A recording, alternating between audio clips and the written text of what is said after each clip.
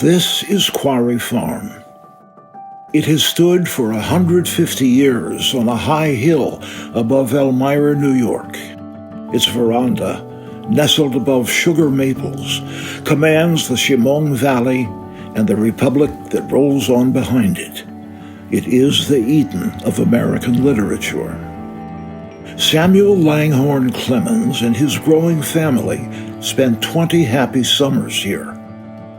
Sam, as Mark Twain, wrote much of his greatest literature on the premises, books that gave the young nation its first distinct native voice. Construction on Quarry Farm was completed in 1870 on land that was owned by a wealthy coal baron named Jervis Langdon.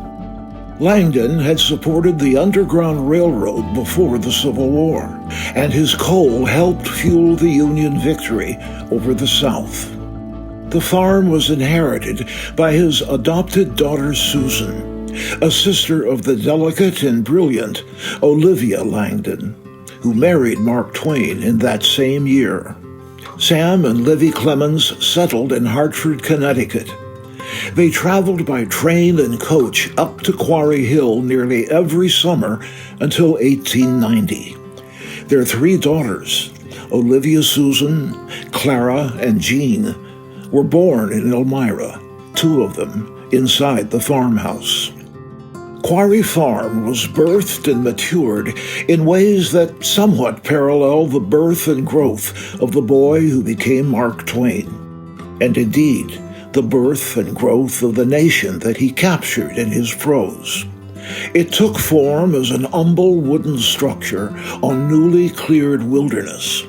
Susan, soon to be Susan Crane, expanded it in phases until it became a near-perfect example of the ferme ornée, or picturesque farm. It certainly is picturesque in the ornamental sense, with its curving front drive, the twin chimneys crowning its 3 stories, and of course those latticework arches, all originally surrounded by trees, shrubbery, and flower gardens. Yet picturesque is not the final aesthetic evaluation of Quarry Farm.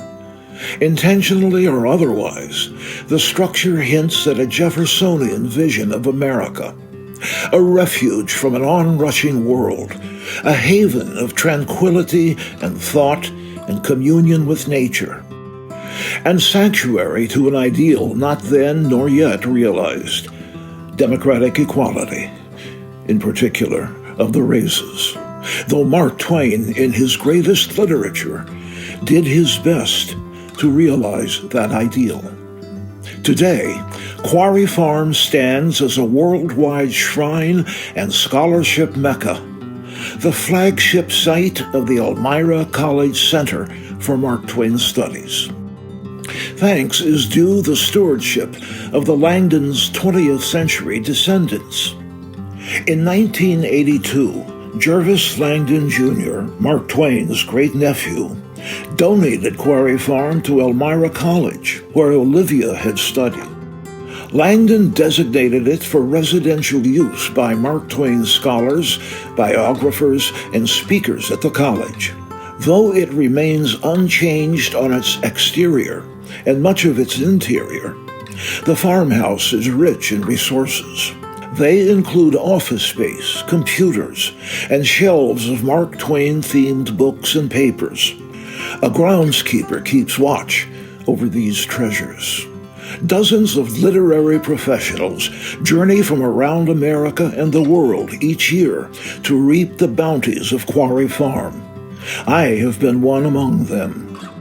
We sleep in the second-floor beds and gaze at the panorama below. And few of us leave without paying the ultimate homage. We exit the farmhouse through a rear door, lean forward, and huff our way up a steep, winding 100-yard path to an outcropping of flat stone just a short distance from the peak of Quarry Hill. Standing on that rock and fighting off vertigo, one feels a sense of perching at the top of the world. In a poetic sense, one would be right. Sam routinely made that climb a century and a half ago to write drafts of his greatest books. He wrote in a small octagonal gazebo that rested there once. Susan Crane had it built in 1874. The story has it that she could no longer tolerate Sam's cigar fumes in the house. All modern American literature comes from one book by Mark Twain called Huckleberry Finn, Ernest Hemingway wrote. American writing comes from that. There is nothing before. There has been nothing as good since. Hemingway got that right. Quarry Farm, sitting just outside time above Elmira, New York, is part of who we dream we are as a nation.